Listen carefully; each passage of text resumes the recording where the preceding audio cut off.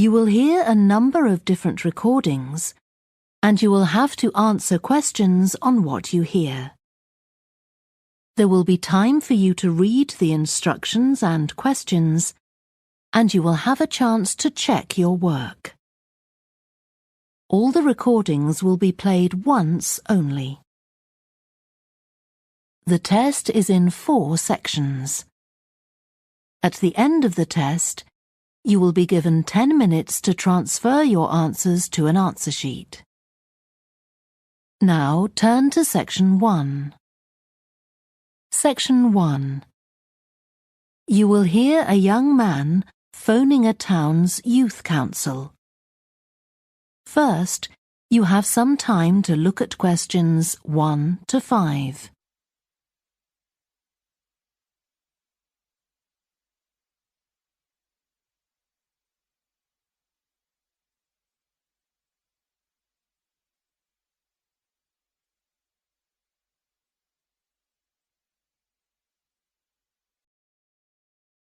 Now we shall begin. You should answer the questions as you listen, because you will not hear the recording a second time. Listen carefully and answer questions 1 to 5. Good morning, Youth Council. Caroline speaking. Oh, hello. I'm interested in standing for election to the Youth Council, and I was told to give you a call. That's good. Could I have your name, please? Yes, it's Roger Brown. Thank you. I'm Caroline, the Youth Council Administrator. So, do you know much about what the council does, Roger? I've talked to Stephanie. I think she's the chair of the council. That's right. And she told me a lot about it. How it's a way for young people to discuss local issues, for example, and make suggestions to the town council. That's what made me interested. Fine. Well, let me take down some of your details. First of all, how old are you? You know the council is for young people aged from 13 to 18. I've just turned 18. And where do you live, Roger?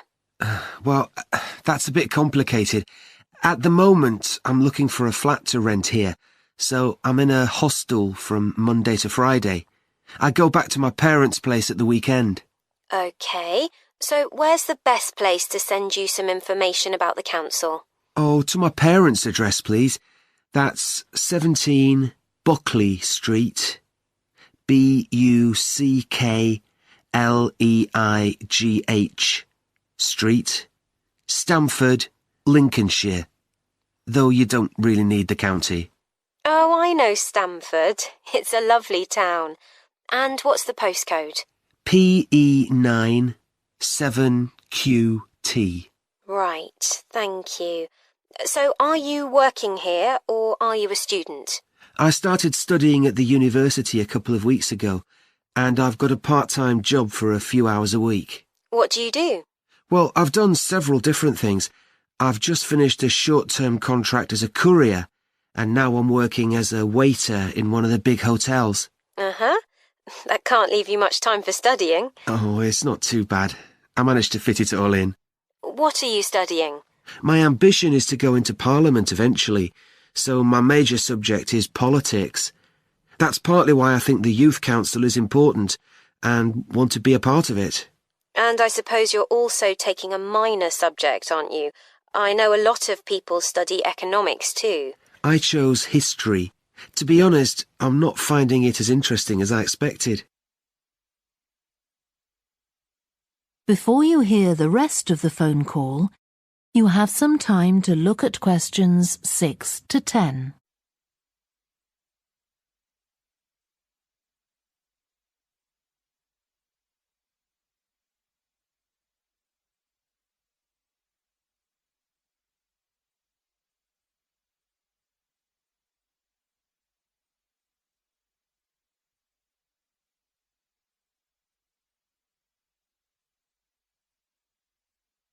Now listen and answer questions 6 to 10.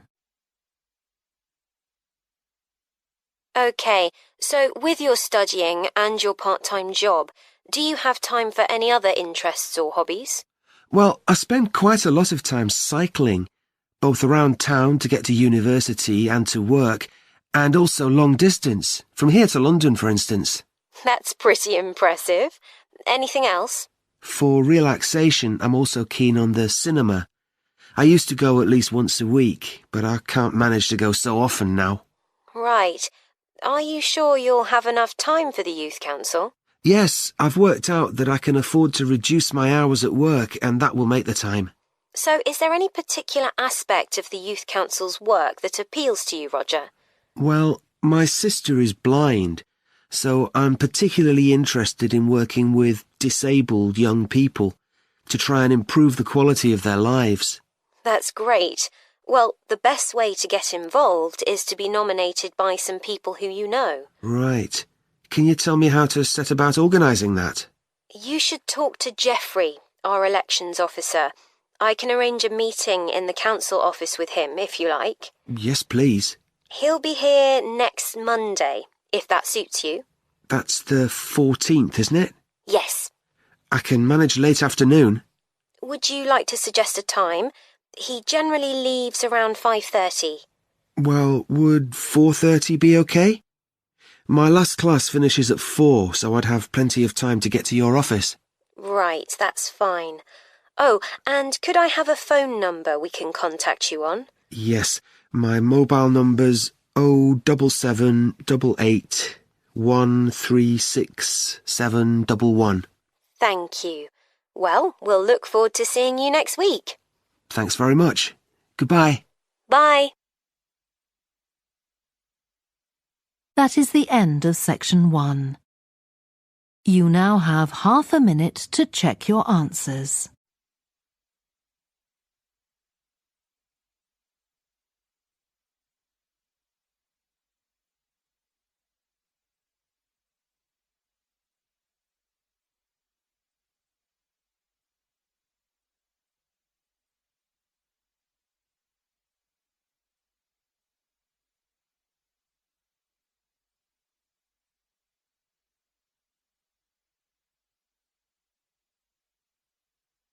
Now turn to section 2. Section 2. You will hear a woman who works in a theatre talking to 2 new staff members on their first day of work. First, you have some time to look at questions 11 to 16.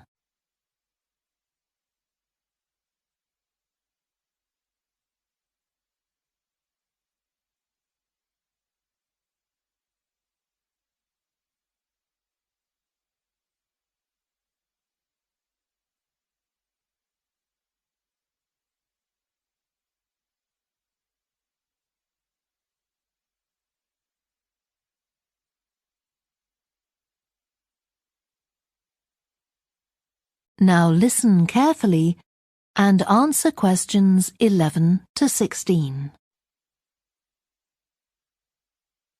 Hi, great to see you.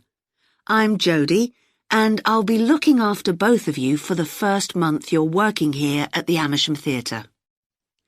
I'll tell you something about the theatre now, then take you to meet 2 of the other staff. It's an old building, and it's been modernised several times.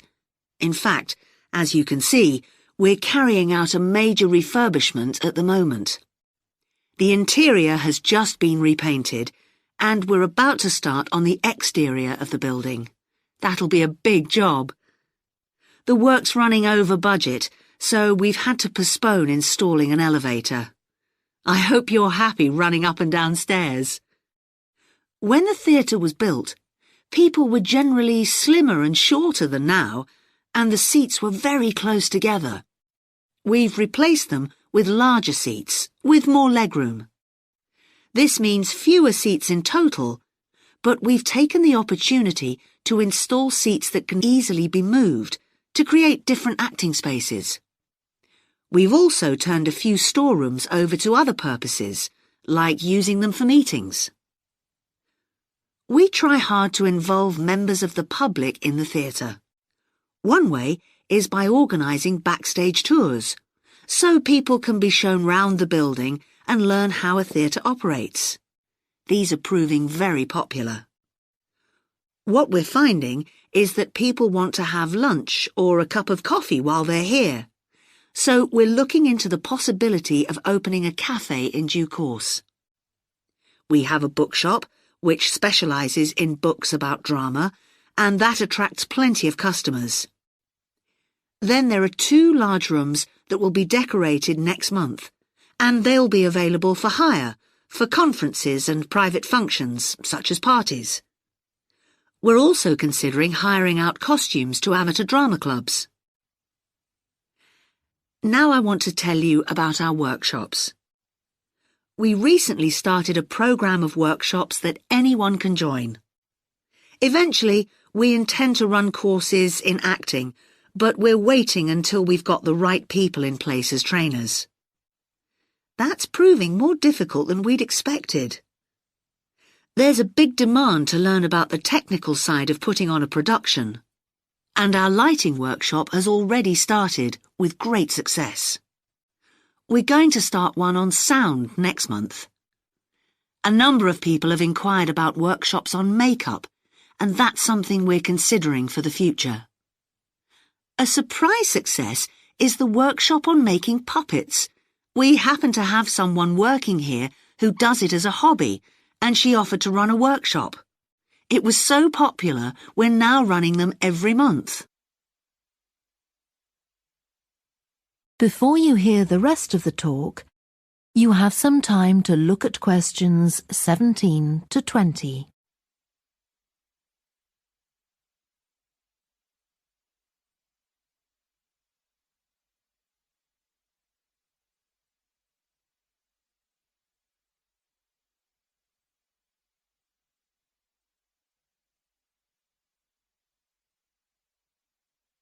Now listen and answer questions 17 to 20.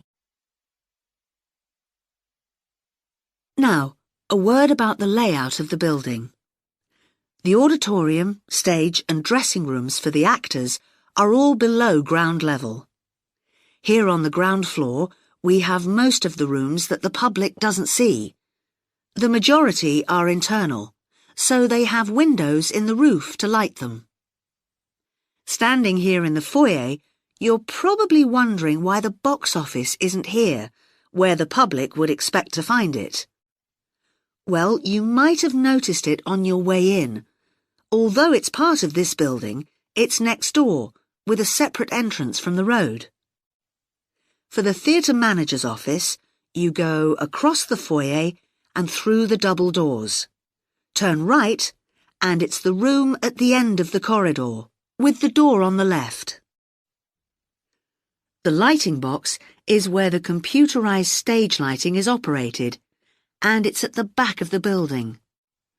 When you're through the double doors, turn left, turn right at the water cooler, and right again at the end. It's the second room along that corridor. The lighting box has a window into the auditorium, which of course is below us. The artistic director's office is through the double doors, turn right, and it's the first room you come to on the right-hand side. And finally, for the moment, the room where I'll take you next, the relaxation room. So, if you'd like to come with me. That is the end of section 2. You now have half a minute to check your answers.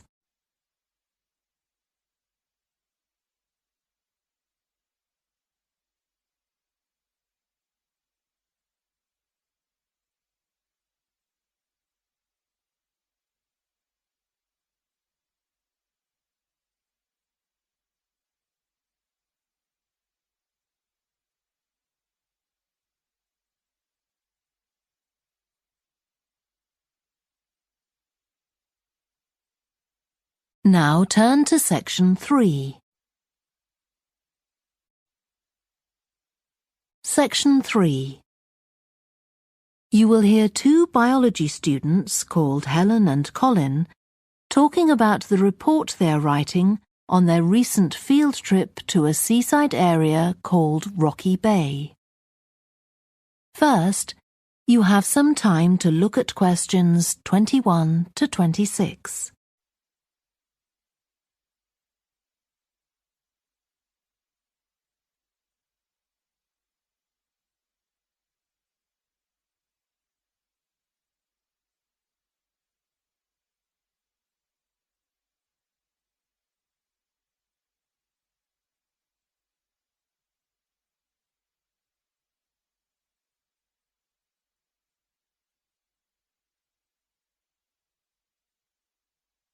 Now listen carefully and answer questions 21 to 26.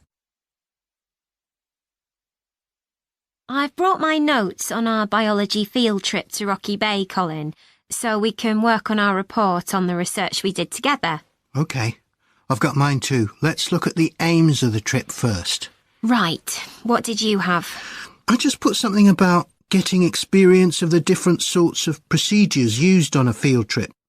But we need something about what causes different organisms to choose particular habitats. I agree. And something about finding out how to protect organisms in danger of dying out. In our aims? But we weren't really looking at that. I suppose not. OK, now there's the list of equipment we all had to bring on the field trip. What did they tell us to bring a ruler for? It was something about measuring the slope of the shore. But of course we didn't need it because we were measuring wind direction and we'd brought the compass for that. But not the piece of string to hold up in the air. Didn't Mr. Blake make a fuss about us leaving that behind? Yeah, he does go on. Anyway, it was easy to get one from another of the students. Now, the next section's the procedure. I sent you the draft of that. Yeah, it was clear, but I don't think we need all these details of what time we left and what time we got back and how we divided up the different research tasks. OK, I'll look at that again. Then we have to describe our method of investigation in detail. So let's begin with how we measured wave speed. I was surprised how straightforward that was. I'd expected us to have some sort of high-tech device, not just stand there and count the number of waves per minute. Not very precise, but I suppose it was good enough. But the way we measured the amount of salt was interesting. In the water from the rock pools? Yeah. Oh, I wanted to check the chemicals we used in the lab when we analysed those samples. Was it potassium chromate and silver nitrate? That's right. OK. And we need the map of the seashore. You just left that to me. And I had to do it while the tide was low. Well, that was OK, but the place I started it from was down on the beach. Then I realised I should have gone up higher to get better visibility, so I had to start all over again. But at least I'd got the squared paper, or I'd have had problems drawing it all to scale. Yeah, it looks good. We could get a map of the region off the internet and see if we need to make any changes. I had a look, but I couldn't find anything. But you took some pictures, didn't you? Yeah, I'll email you them if you want. OK. I'll make my amendments using those. Then I can scan it into our report. Great. Before you hear the rest of the discussion, you have some time to look at questions 27 to 30.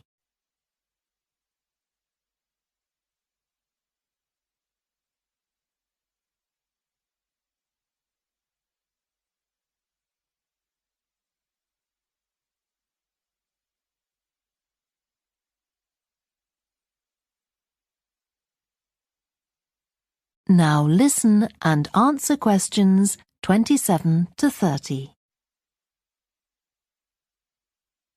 Now, when we get to our findings, I thought we could divide them up into the different zones we identified on the shore and the problems organisms face in each zone. So for the highest area... The splash zone? Yeah. We found mostly those tiny shellfish that have strong, hard shells that act as protection. But not from other organisms that might eat them, predators.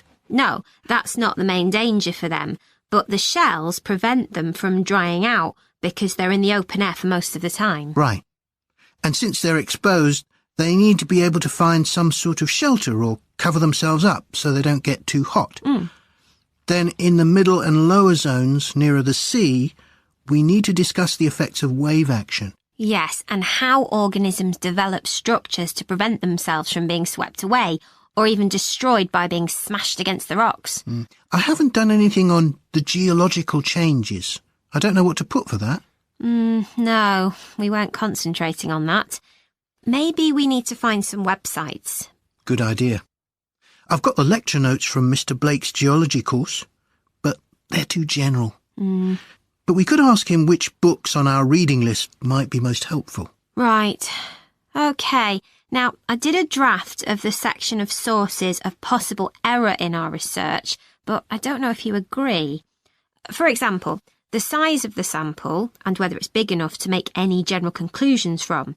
But I thought actually we did have quite a big sample. We did. And our general method of observation seemed quite reliable.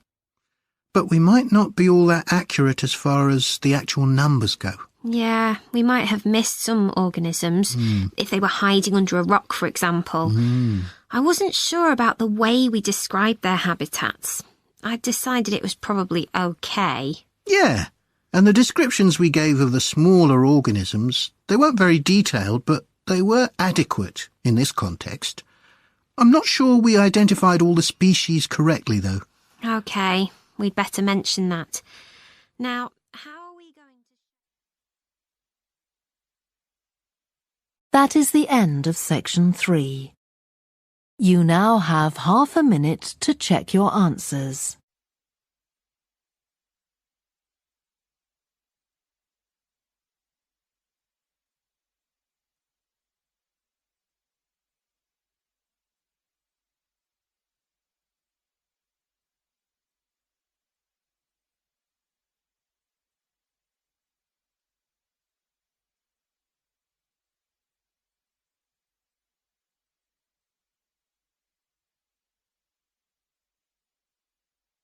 Now turn to section 4. Section 4. You will hear part of a lecture to students of architecture about the design of a public building. First, you have some time to look at questions 31 to 40.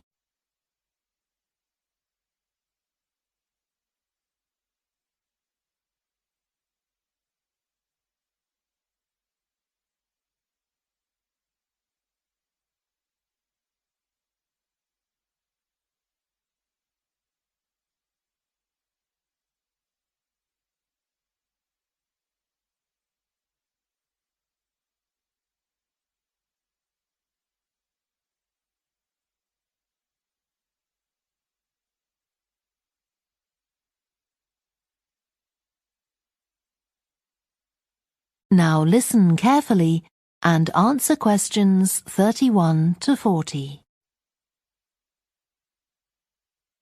We've been discussing the factors the architect has to consider when designing domestic buildings. I'm going to move on now to consider the design of public buildings, and I'll illustrate this by referring to the new Taylor Concert Hall that's recently been completed here in the city.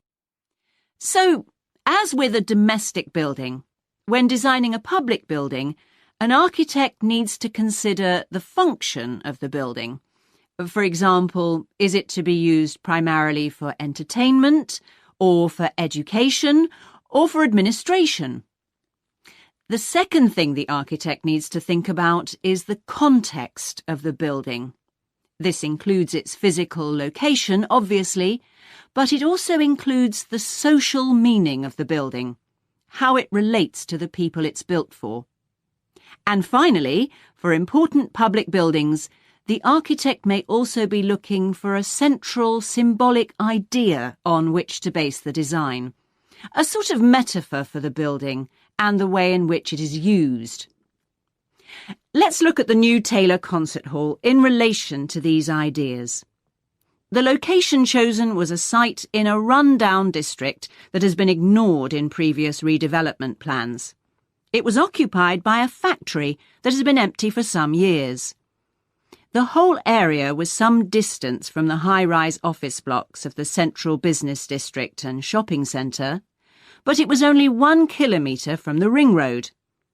The site itself was bordered to the north by a canal which had once been used by boats bringing in raw materials when the area was used for manufacturing. The architect chosen for the project was Tom Harrison. He found the main design challenge was the location of the site in an area that had no neighbouring buildings of any importance. To reflect the fact that the significance of the building in this quite run-down location was as yet unknown, he decided to create a building centred around the idea of a mystery, something whose meaning still has to be discovered. So, how was this reflected in the design of the building?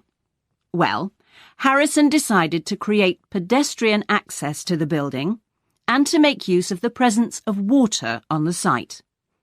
As people approach the entrance, they therefore have to cross over a bridge. He wanted to give people a feeling of suspense as they see the building first from a distance and then close up. And the initial impression he wanted to create from the shape of the building as a whole was that of a box. The first side that people see, the southern wall, is just a high, flat wall uninterrupted by any windows. This might sound off-putting, but it supports Harrison's concept of the building, that the person approaching is intrigued and wonders what will be inside. And this flat wall also has another purpose. At night time, projectors are switched on, and it functions as a huge screen onto which images are projected.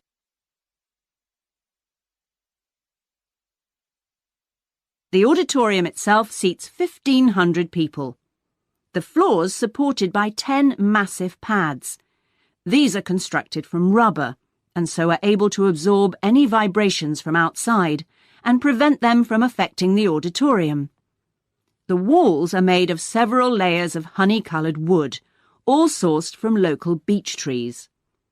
In order to improve the acoustic properties of the auditorium and to amplify the sound, they are not straight, they are curved. The acoustics are also adjustable according to the size of orchestra and the type of music being played. In order to achieve this, there are 9 movable panels in the ceiling above the orchestra, which are all individually motorised. And the walls also have curtains, which can be opened or closed to change the acoustics. The reaction of the public to the new building has generally been positive. However, the evaluation of some critics has been less enthusiastic. In spite of Harrison's efforts to use local materials, they criticise the style of the design as being international rather than local, and say it doesn't reflect features of the landscape or society for which it is built. That is the end of section 4. You now have half a minute to check your answers.